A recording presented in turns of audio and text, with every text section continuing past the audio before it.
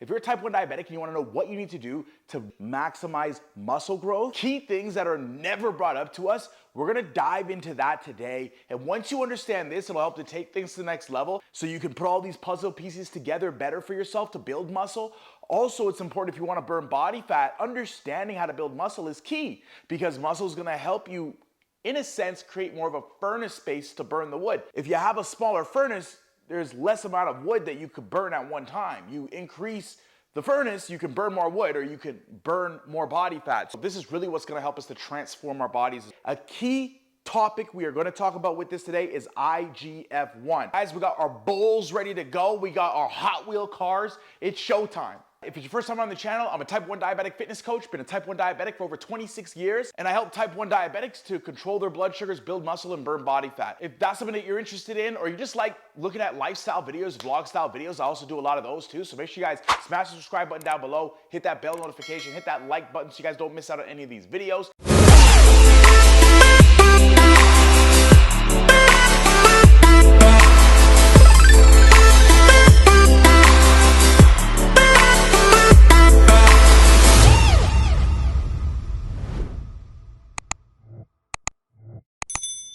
All right, so in order for us to understand how we build muscle, first we got to take these Legos right here. Let's say you're working out, you're doing resistance training. The number one stimulus you can do to build muscle is resistance train. So you're going to lift heavy weights over time consistently. And let's say these Lego blocks are muscle. When you train and work out, you're actually breaking and tearing muscle fibers. You're not actually building anything necessarily.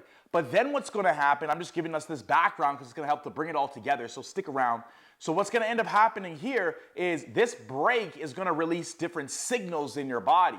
These signals that get released are going to tell your body, hey, time for us to repair. In the repair process is where we start to build muscle.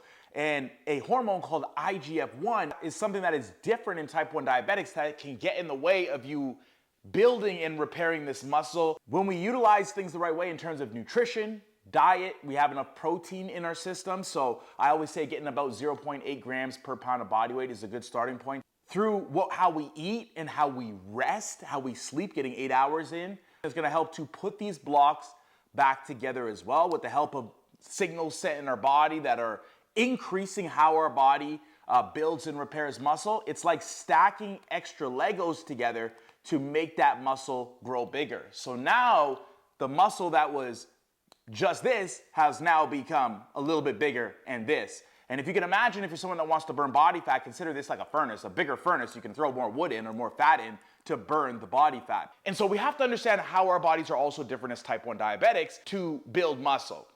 As type 1 diabetics, we're more susceptible to losing muscle over time. This is just because of how our body takes in insulin. And how we take in insulin, a little bit different. This sponge right here represents liver, where this insulin is going to go and it's going to be responsible for also helping to increase IGF1. IGF1 stands for Insulin-like Growth Factor 1. And Insulin-like Growth Factor 1 is a hormone that gets released from your liver in connection with increases in growth hormone and insulin.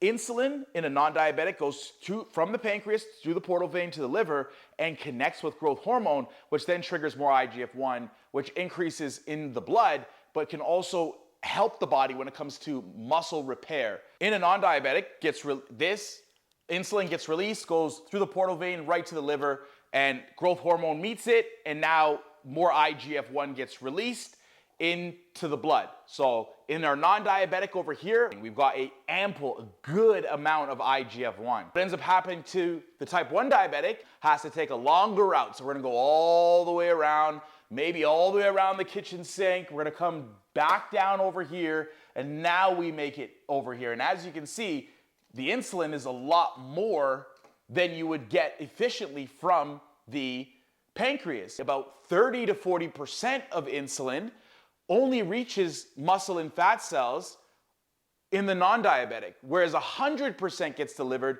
So that's why we're seeing a bigger car over here as well. Now, this has problems when it comes to creating IGF-1, which again helps us with background muscle repair over time. Since this process takes longer and it has to go all the way around, it's inefficient compared to the non-diabetic that goes straight to the liver to help to create this IGF-1. Now, as a result, we produce a little bit less IGF-1 in our system, and growth hormone doesn't sync as well. And as a result now, again, the body does not release that IGF-1 as efficiently as it does in the non-diabetic. But for the type 1 diabetic, we just got a lot less of that IGF-1 in our system, which can lead to more issues of having a harder time actually building muscle. Here's where we make up the difference for type 1 diabetics. Because we don't produce as much serum IGF-1, we still though can produce muscle IGF-1. It's also called local IGF-1. Local IGF-1 is going to be more responsible for maximizing muscle development. So we want to trigger what we can.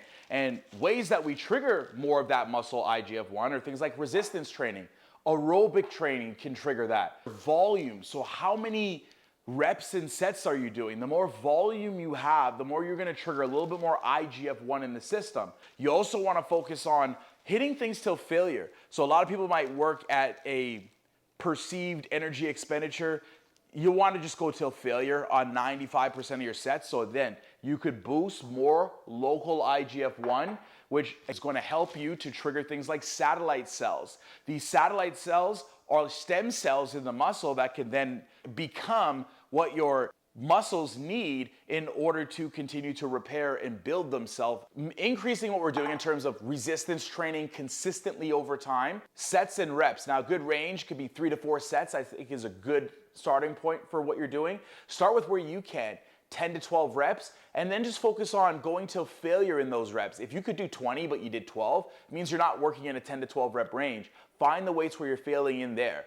Also adding things, and this is something that's helped me out tremendously, I always add in drop sets and supersets to all my workouts. So that means that I'm never just working biceps or just triceps. I'm doing biceps and back, or chest, triceps, and shoulders, or legs and biceps. I'm always adding other components to my workouts to really maximize the volume of my workouts. And I find that's worked tremendously for me as a type 1 diabetic. So adding in a creatine supplementation, single most powerful supplement I felt like I've used as a type 1 diabetic. Whether it's, inflammation in our system or it's pathways that increase, one of them comes to mind is the FOXO. And FOXO proteins stay high in the body. This actually leads to more muscle breakdown. It's insulin, when it's running efficiently, helps to shut this process down. But again, as we showed earlier in this video, it's not as efficient. This process stays increased and we can lead to more muscle protein breakdown, along with again, the inflammation we talked about, IGF-1 issues as well.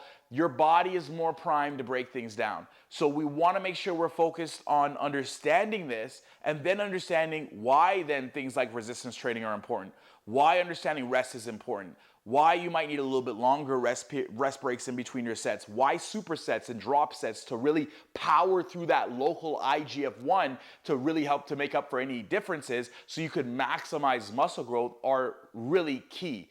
And just starting and understanding this and diving deep into this information for yourself can give you more of a starting point, because now you understand something that is slightly different from yourself, that as a type 1 that then you could find solutions for to move you in a better direction. All right, so I hope that kind of helped you guys out. If there's any questions that you guys have, please drop them down below. We'll continue to dive deeper on this stuff, and I hope this kind of broke things down for you guys in a good way, and I hope you guys like the Legos. I'll see you guys in the next episode. It's Coach Shay.